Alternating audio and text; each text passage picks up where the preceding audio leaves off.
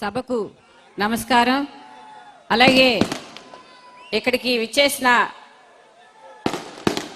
Congress party, YSR Congress party కుటుంబ సభ్యులకు అందరికీ కూడా నా నమస్కారాలు తెలియజేస్తున్నాను. మరి పెద్దలందరూ చాలాసేపటి నుంచి చెప్పిన విషయాలే మళ్ళీ నేను కూడా కొన్ని చెప్పాలనుకుంటున్నాను. మరి సంక్షేమ పథకాల గురించి పెద్దలందరూ చెప్పారు. మనందరికీ కూడా తెలుసు. మరి మహిళలకి ముఖ్యంగా మహిళల పేరు మీద అమ్మఒడి పథకాన్ని ఇస్తూ, మరి అదేవిధంగా ప్రతి ఇంటిలో కూడా చిన్నపిల్లలకి మేనమామలాగా మరి కార్పొరేటు కాలేజీలకి స్కూళ్ళకి ధీటుగా మరి మిమ్మల్ని మంచి క్వాలిటీ చదువులు ఇంగ్లీష్ మీడియం చదివిస్తూ ప్రతి ఇంటిలో కూడా ప్రతి తల్లికి కొడుకులాగా, ఒక అక్కకి తమ్ముళ్లాగా, మరి ఒక చెల్లికి అన్నలాగా, ఒక బిడ్డకి నా మామలాగా, మరి ప్రతి ఇంటిలో కూడా కష్ట సుఖాలన్నిటిలో నేనున్నానంటూ మరి మనందరినీ తమ బిడ్డలాగా పరిపాలన చేస్తున్న మన జగన్మోహన్ రెడ్డి గారిని ఈసారి కూడా అత్యంత మెజార్టీతో 175 స్థానాల్లో గెలిపించడానికి మనందరం కూడా కృషి చేయాలని కోరుకుంటూ, మరి అదే విధంగా మంగళగిరిలో 4 సార్లు మరి రాజశేఖర రెడ్డి గారు పద్మశాలిలకి సీట్ ఇస్తే ఒక్కసారి కూడా ఓడిపోకుండా గెలిచిన చరిత్ర ఉంది ఇక్కడ.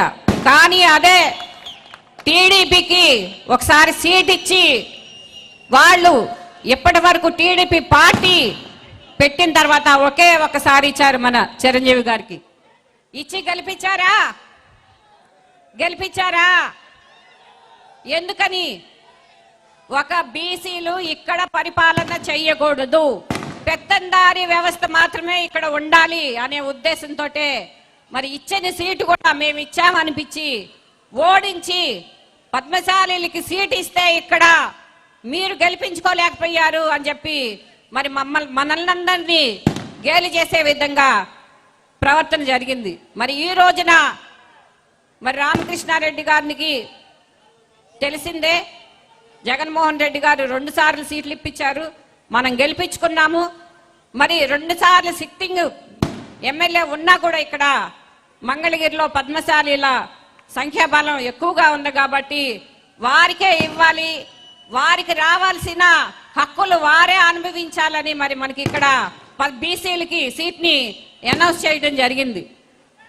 మరి అదే టీడీపీ తరఫున చూసుకుంటే ఈ రోజున చిన్నపిల్లలు కానీ ఇంట్లో అమ్మ నాకు ఆ చందమామ కావాలంటే ఇదిగోనన్నా వచ్చింది అన్నట్టుగా చంద్రబాబు నాయుడు గారు కూడా మరి మంగళగిరి సీట్లో నేనే పోటీ చేస్తానంటే పోయినసారి ఇక్కడ సీట్ ఆయనకి ఇవ్వడం కోసం పద్మశాలీలందరినీ మోసం చేసి ఓ పక్కన కూర్చోబెట్టి మరి వాళ్ళ అబ్బాయిని అనౌన్స్ చేయడం జరిగింది.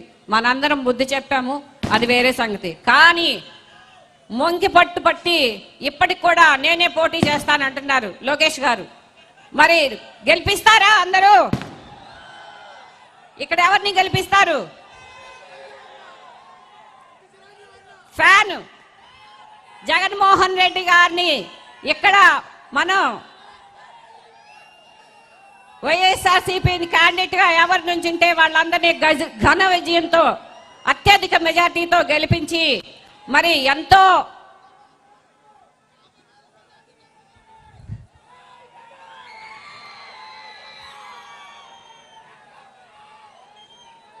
ఒక అత్యధిక మెజార్టీతో ఈ సీటుని మనం బహుమతిగా ఇవ్వాలని కోరుకుంటూ, మరి అదే విధంగా రాష్ట్రంలో 175కి 175 స్థానాలని, అలాగే పార్లమెంట్ స్థానాలను కూడా అన్నిటిని మనం అత్యధిక మెజార్టీతో గెలిపించి ఈసారి కూడా జగన్మోహన్ రెడ్డి గారినే మనం సీఎంగా చూడాలని కోరుకుంటూ, మరి మనందరం యుద్ధానికి సిద్ధం అవ్వాలని తెలియజేస్తూ, సిద్ధంగా ఉన్నారా?